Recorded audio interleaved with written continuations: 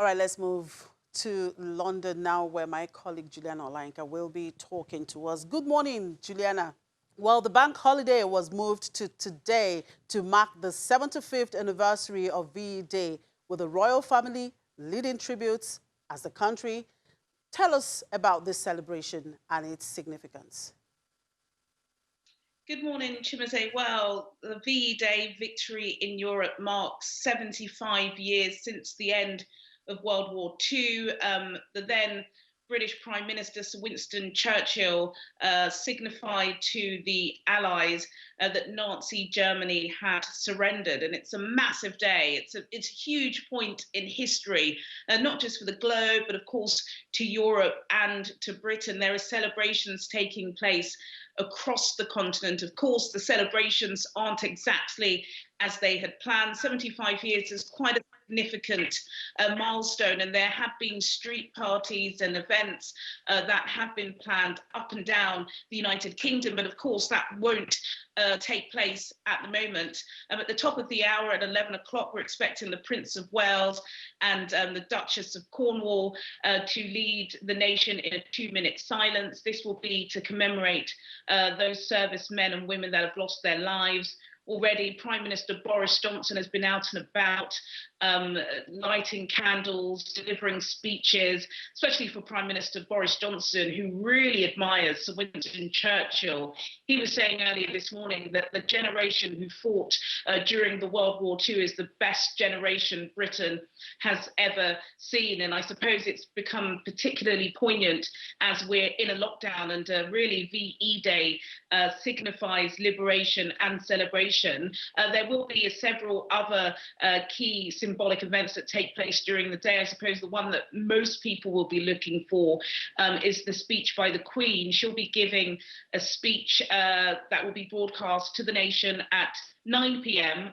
And that's the exact same time 75 years ago that her father, King George VI, also spoke to the nation, thanking them for their help, thanking the servicemen and women for risking their lives, and of course celebrating the fact that they defeated Nazi Germany.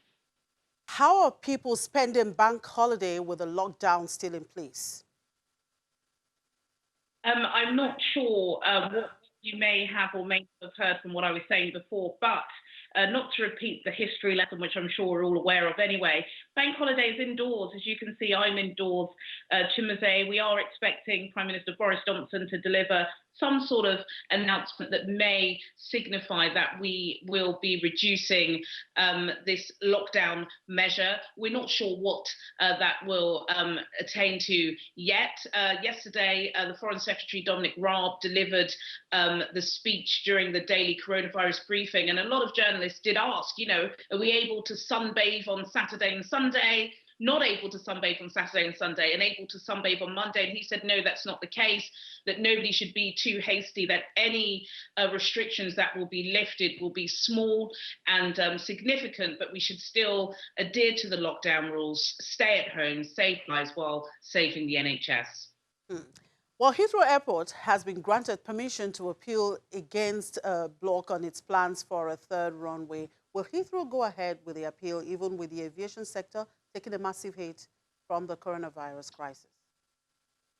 It's an interesting question, and it's funny that this is, the announcement came on a bank holiday Monday, so we haven't heard anything from Heathrow chief execs, but I doubt it very much, not for the long run anyway. Of course, Heathrow bosses have wanted a third terminal for Britain's busiest airport for several years. There have been a lot of complaints from local residents and environmentalist campaigns who just said that it's just backwards. It's not the way society is going, considering just how much carbon emissions airports release.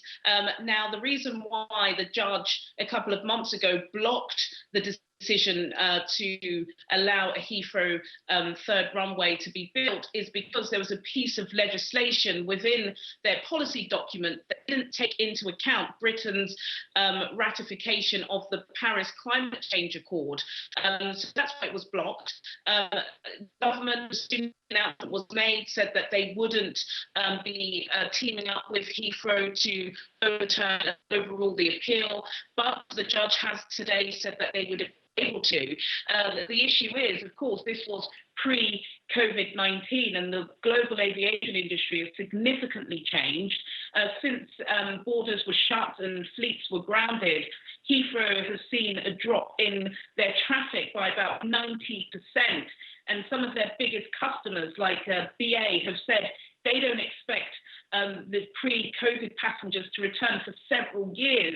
So if you can't fill the runways that you already have, why on earth would you want to build the third one? Especially because, of course, now there's a fight against climate change. But it would be interesting to see what Heathrow bosses say. I suspect they will, as a matter of principle, try to overrule the judge's decision. But whether or not an airport will be built within the next 10, 15 years is anybody's guess. All right, thank you, Juliana. Enjoy your bank holiday. We hope to get more update from you later in the day.